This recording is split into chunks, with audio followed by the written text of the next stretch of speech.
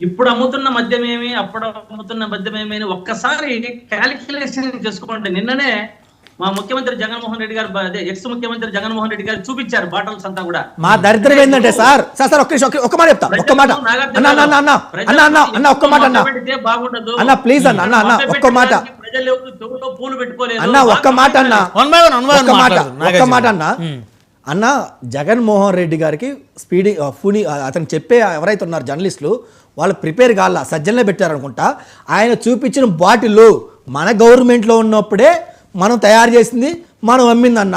అది date of manufacturing తో Janasena party official లో పెట్టారు, టీడీపీ పార్టీ అఫీషియల్ లో పెట్టారు.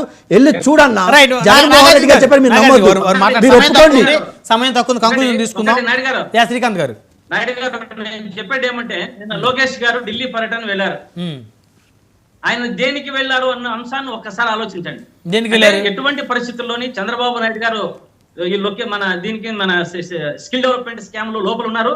దానికంటే ఒక్కరోజు ముందన్న జగన్మోహన్ రెడ్డి గారిని ఒక రోజు ఎక్కువైనా వేయాలని మోడీ గారిని ప్రాధేయపడడానికి పోయారు. కానీ అక్కడ కుదరలేదు. అది ఇది మోడీ గారు ఒప్పుకోలేదు. మీకెలా తెలుసు? ఇలాంటి నాయుడు గారు ఇలాంటి చెప్తా మొత్తం. అది తీసుకొని వచ్చిన లోకేష్ గారు వాళ్ళ నాన్నగారికి చెప్పారు, ముఖ్యమంత్రి గారికి. ఏమని? ముఖ్యమంత్రి గారు ఏం చెప్పారు? ముఖ్యమంత్రి గారి కేబినెట్ మీటింగ్ లో ఎవ్వరూ మాట్లాడొద్దండి లిక్కర్ స్కామ్ గురించి ఆ మాట చెప్పారు కేబినెట్ లో. అంటే కాదు, ముఖ్యమంత్రి గారి ఉద్దేశం ఏంటంటే డైవర్ట్ అయిపోతుంది, మనం ఏదో కక్ష సాధింపు చర్యల మీద ప్రభుత్వం ఏదో చేస్తుందని అని అనుకుంటున్నారు. కాదు, ఆల్రెడీ విచారణ సంస్థలు ఉన్నాయి, స్వయం ప్రతిపత్తి గల విచారణ సంస్థలు ఉన్నాయి, వారి పని వారు చేసుకుంటారు, మీరెవరు మాట్లాడొద్దని మాత్రం చెప్పినట్టయితే నాకైతే ఇన్ఫర్మేషన్.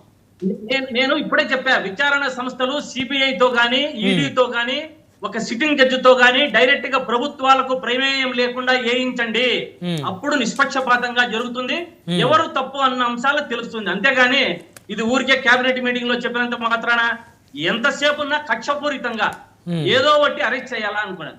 జగన్మోహన్ రెడ్డి గారే వైఎస్ఆర్ కాంగ్రెస్ పార్టీ ప్రభుత్వంలో 19 నుంచి 24 లోపు ఇలా కక్షపూరితంగా చెయ్యాలని అనుకోని ఉంటే ఈ పోలిట్ బ్యూరో అంతా లోపల ఉండేది.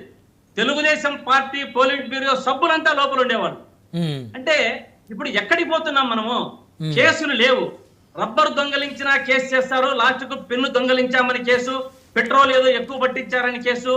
ఇటువంటి కేసులు తవ్వుకుంటా పోవలసిందేదే తప్ప వీరు అనుకున్న అంశాలపై శ్రీకాంత్ గారు సరే మద్యం మీద గానీ ఎక్కడ మద్యం మీద విచారణ జరుగుతుంది. మీరు నేను మనం మాట్లాడుకునే ఉపయోగం లేదు. శ్రీకాంత్ గారు, ఇప్పుడు లోకేష్ గారు మొన్న మోడీ గారిని కలిశారు కదా, ఏం జరిగింది వాళ్ళ మధ్య?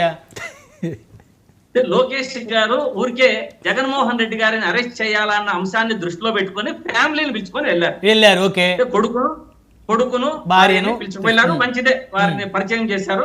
కానీ దీని ముసుగులో జగన్మోహన్ రెడ్డి గారిని అరెస్ట్ చేయాలన్న అంశమే ప్రధానంగా మోడీ గారితో చర్చించడం జరిగింది. మోడీ గారు ఆయన ఏం చెప్పారు? నేను ఇటువంటి దానికంతా ఒప్పుకోను, మీరు నిష్పక్షపాతంగా ఎలా ఉంటే అలా నడుచుకోండి అని చెప్పారు. ఇక్కడ ఏమీ లేదు అరెస్ట్ చేయడానికి. ఇంకొక విషయం కూడా చెప్పినట్టు తెలుస్తుంది.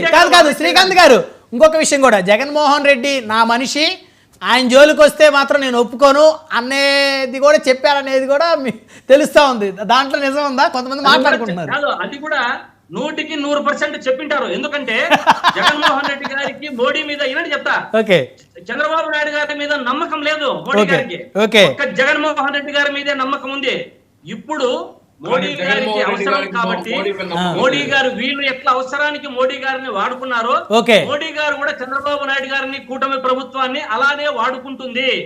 అయిన తర్వాత